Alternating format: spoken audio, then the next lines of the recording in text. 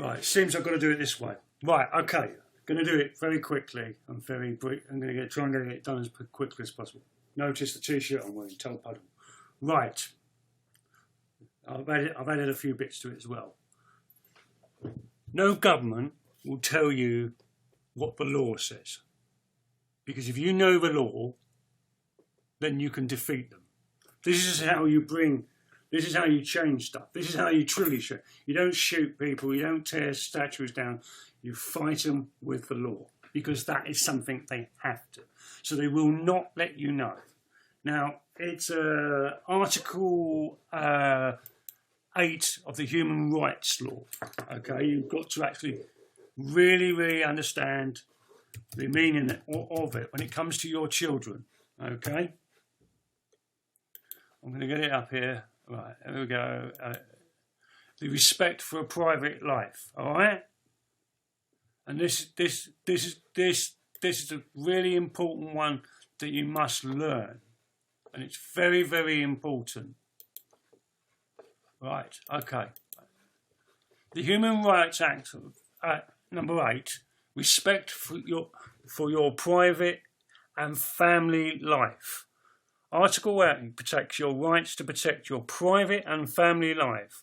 Article 8 protects your rights for respect for private life and your life, your home and your correspondence.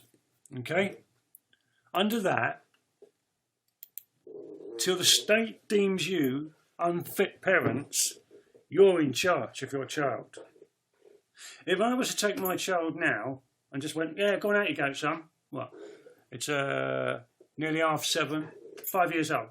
I'd get arrested. Took it to the pub, I'd get arrested. Why? Because it's a danger. It's a vulnerable person that will be at danger. Okay. The only time the police can come into your house, and they have to have a reason to come into your house, they can't just go in number 46. All right, they can't do that. They can't. They have to have a reason. A crime has to be committed, and you are a suspect. They have to tell you everything. They have to tell you. They can't just go, right, here you go. They have to tell you, right, you're under suspicion of this crime. We need to search the house.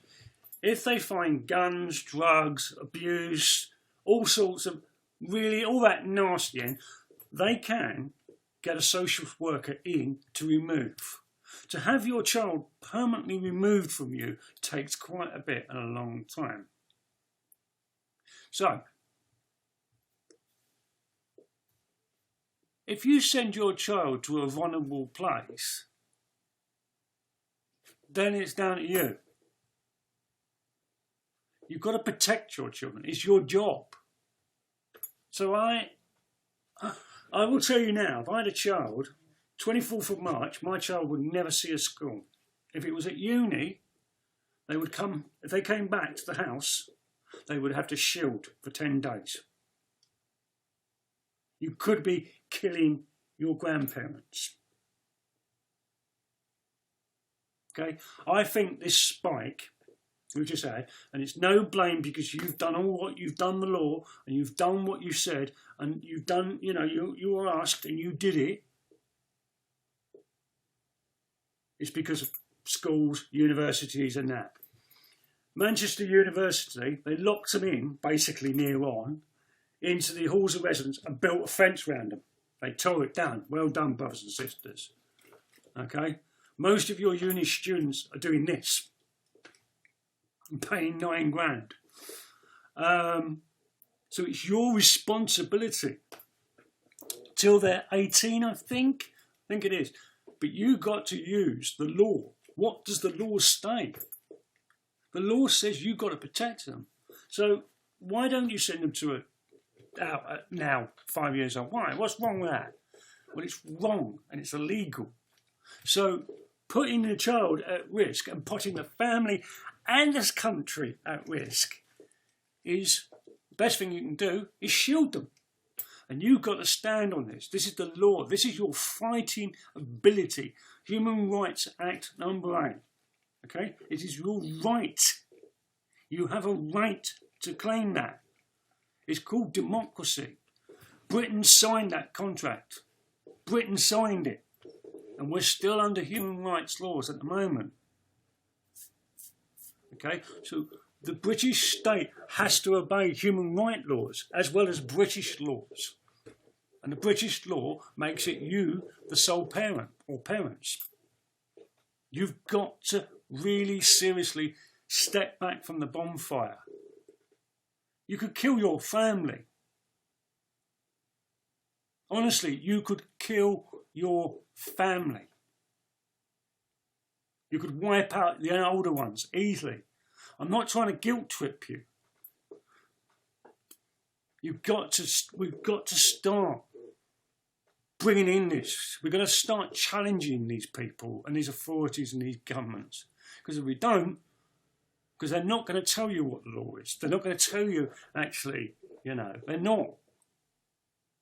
They've consulted a bunch of lawyers. That's what they do. Pretty much all of your government people know the law. They will have key lawyers that you pay. Your tax pays for these lawyers. Get away with that and get away with that.